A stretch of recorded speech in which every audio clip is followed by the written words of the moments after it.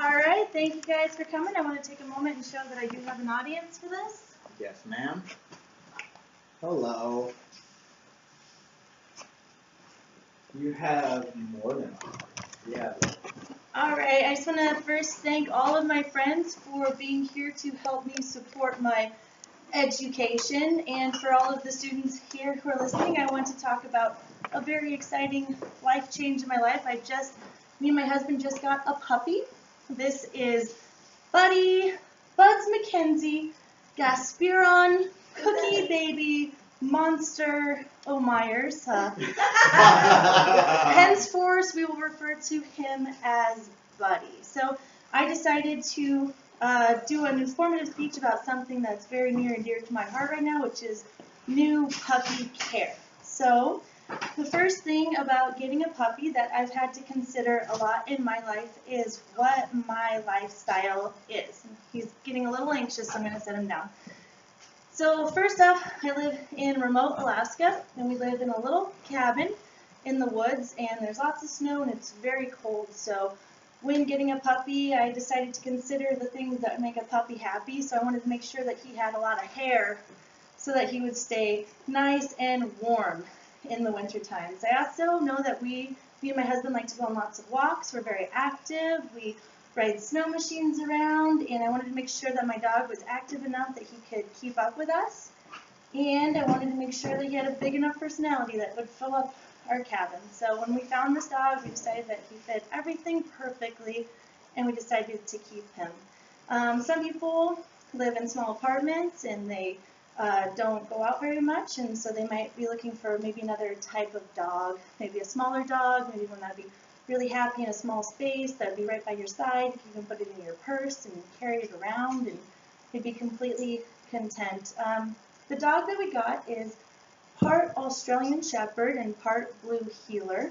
So we looked into the breed and figured out some things about his personality, which I'll talk about later. But first I want to talk about puppy care and the things that pertain to that.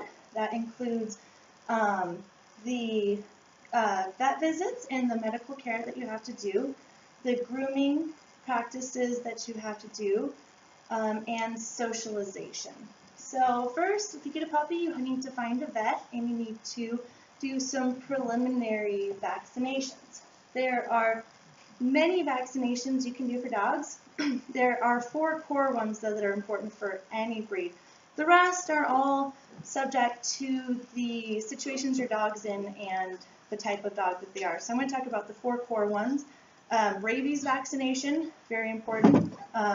Parvovirus, which is very important if your dog, as a young puppy, at all begins to exhibit any vomiting or diarrhea. Take them to a vet immediately so that they can start to help the process of preventing death from parvovirus, because you can't start giving those vaccinations until they're about 5 weeks old. There is also canine hepatitis, and there is distemper vaccination that you need to get them.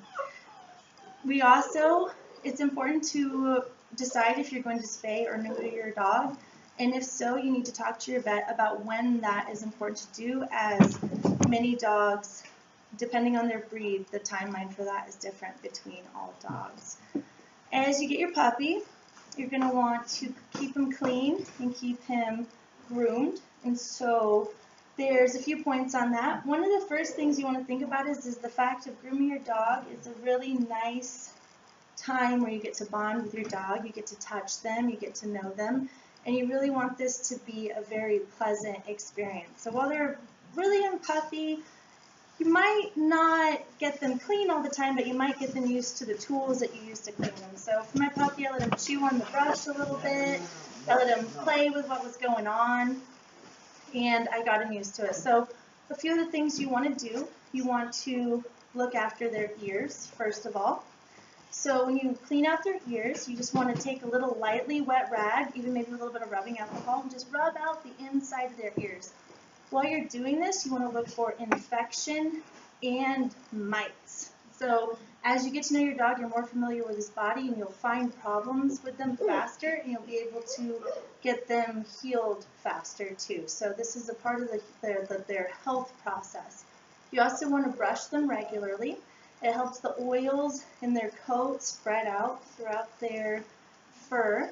It also helps get rid of any unwanted knots and curls, and it allows you to go through the whole body. I got this dog in California. There's ticks here, there are fleas here, and so it's a really good opportunity to sit there and go through their body and kind of look through them and see if you can find any ticks or any sort of little things in there that shouldn't be there, so you can get it taken care of. You also want to think about the care of their teeth, and to do that, when they're puppies, you just kind of want to start learning to be able to play with their gums and just put your fingers in there so they're used to you putting your fingers in their mouth and they don't try to bite you. As they get older, you can get different sorts of toothbrushing things where you can kind of rub the outside of their teeth, their tongues, take care of the inside and the tops of their teeth, so you don't have to worry about that. But you only want to do that about 2 to 3 times a week if you're going to do that. As far as bathing goes, it's actually not very good to bathe them very often. According to PetEducation.com, you only want to bathe them once every 2 to 4 months with shampoo. If they're dirty, you can rinse them off with water, but the shampoo strips their hair of the natural oils, and it can dry out their skin and cause irritation. So grooming is a really important part of bonding, health care, and keeping your dog looking good. So the next part I want to talk about is socialization of your animal. So there's this really golden period in your dog's life where they're learning about everything in the world around them, and they're getting used to people, the way things feel underneath their feet, the smells that are around them. And this is the most important time to expose them to as many things as you can during this time. So you want to expose them to as many people as you can, from our big bearded friends to people of different ethnicities and colors, to short people, to tall people, to fat people, so that they feel really comfortable being around all sorts of different people and they're not scared and timid going into their life.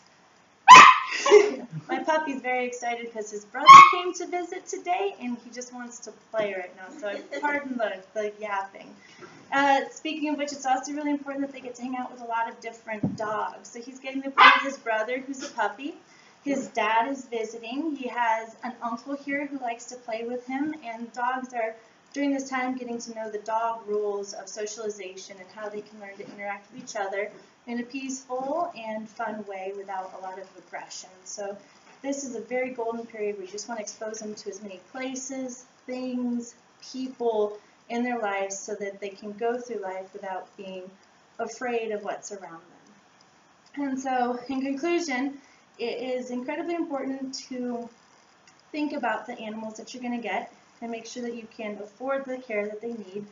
And as they come into your life and provide so much richness and joy, you just really want to make sure that it's also successful for the animal that you're bringing into your life too, that it's happy and healthy and good for them as well. Thank you, guys. Yeah.